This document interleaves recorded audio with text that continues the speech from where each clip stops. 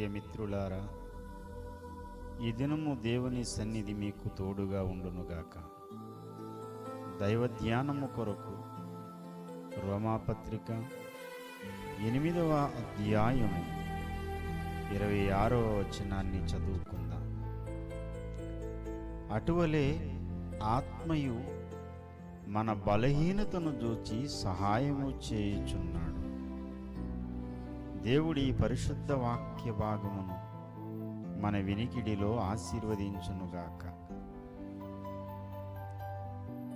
ప్రార్థన అనేది విశ్వాస జీవితంలో అత్యంత ప్రాముఖ్యమైనది.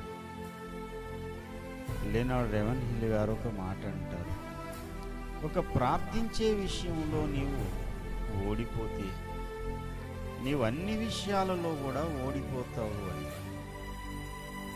యుక్తముగా ప్రార్థన చేయడం అనేది మనకు చేత కాదు. ప్రార్థన జీవితంలో మనము సఫలమవడం కంటే పలుమార్లు విఫలమైపోతూ ఉన్నాం. నాకు యుక్తముగా ప్రార్థన చేయడం చేత కావడం లేదు, దేవునికి అనుకూలమైనటువంటి ప్రార్థన నాకు రావడం లేదు అని కొందరు బాధపడుతుంటే, ప్రార్థనలో ఏకాగ్రత లేక, ప్రార్థన అభిషేకము లేక మరికొంతమంది కృంగిపోతూ ఉన్నారు. ప్రార్థించాలనే ఆశ ఉంటుంది కానీ ప్రార్థన చేయలేని బలహీనులమైన పరిస్థితి మనకు ఏర్పడుతూ ఉంది. మనం ప్రార్థనాపరులం కావాలని మనలో ఉన్న ఆశను, ఆసక్తిని ఆయన చూస్తూనే ఉన్నాడు. నీవు ప్రార్థన విషయంలో బలహీనుడవని నిన్ను ఆయన తోలనాడడం లేదు సుమా. మనం ఆరాధించే దేవుడు ఎంత ప్రేమగల దేవుడు అంటే, బలహీనులను బలపరచడానికి ఎల్లవేళలా చూస్తున్న దేవుడు ఆయన. మన బలహీనతను ఎరిగి ఆయన మనకు సహాయం చేయుచున్నాడు.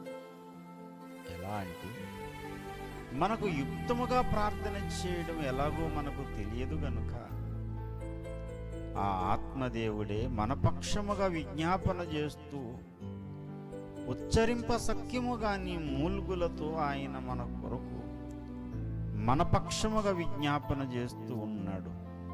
ప్రియమిత్రులారా, ప్రార్థించండి, మెలకువగా ఉండి ప్రార్థన చేయండి అని ఆజ్ఞాపించిన దేవుడు ఆ ఆజ్ఞను మనం పాటించడానికి కూడా ఆయనే మనకు సహాయం చేస్తున్నాడు. ఇప్పుడు చెప్పండి, ఆయన ప్రేమెంత గొప్పది. మన ప్రార్థన వినడానికి ఆయన సిద్ధపడుతున్నాడు అనేది ఎంత వాస్తవమో, ప్రార్థన మనం చేయడానికి కూడా ఆయన మనకు సహాయం చేస్తున్నాడు అనేది అంతే వాస్తవం.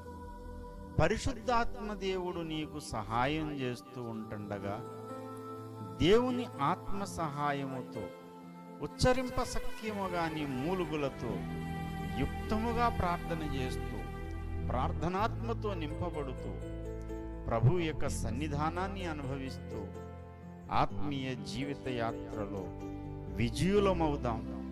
దేవుడు మనకు సహాయము చేయునుగాక. ఆమేన్.